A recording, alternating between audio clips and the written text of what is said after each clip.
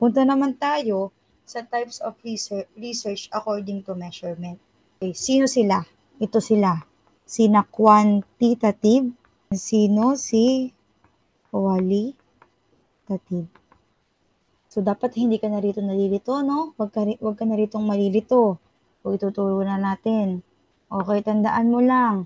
Kapag quantitative, number yan. Number yan. Bakit?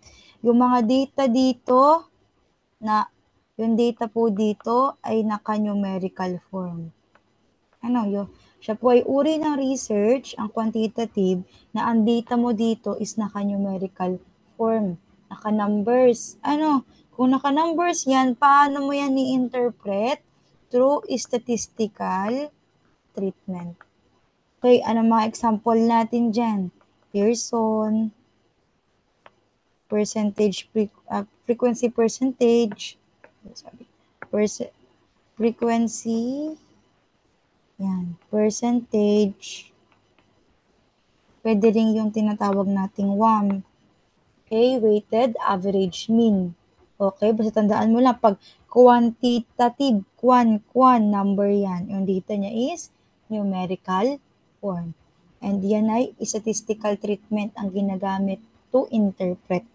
Pag naman qualitative, tandaan mo, qualitative, pag L, yan ay letters, Paano yan?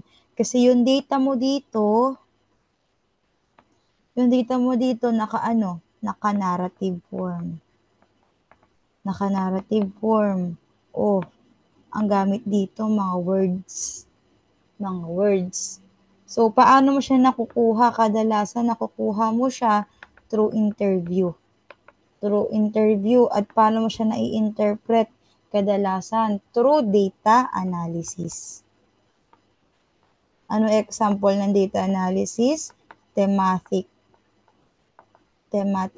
analysis. Pwedeng yung mga nakuha mong narratives, i-classify mo by theme, para makakuha ka ng conclusion o ng findings. Dito, ang tanong, paano mo malalaman na mag-i-stop ka na pagko-collect ng data o sa interview? Kapag nakuha mo na yung tinatawag na data saturation. Ano ibig sabihin ng data saturation? Yung mga statement o yung mga sagot ng mga participants mo ay paulit-ulit na. Pag paulit-ulit na, naabot mo na yung data saturation. Pwede mo nang itigil yung collection of data. Qualitative, yan ay letters or ang data niya naka-narrative form. Quantitative, yan ay number. Ang data niya naka-numerical form. So, yan ang ating according to measurement. Wait lang ha, inom lang ko, wait lang.